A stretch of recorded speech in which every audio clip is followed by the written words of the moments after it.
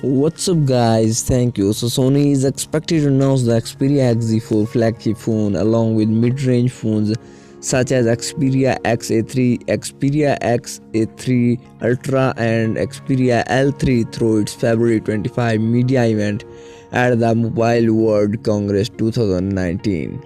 The handset is listed in colors like spring snow white, Meteorite Black and Purple. It is fitted with a huge 6.4-inch OLED Full HD Plus display.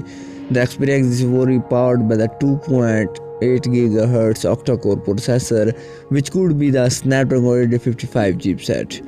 The upcoming Xperia XZ4 will be coming with a 6GB of RAM and 128GB of internal storage.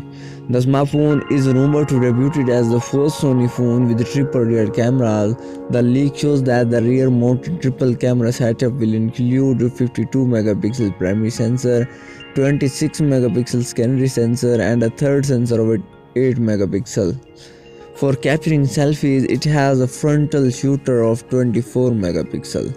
The handset is running on the latest Android 9 Pie OS.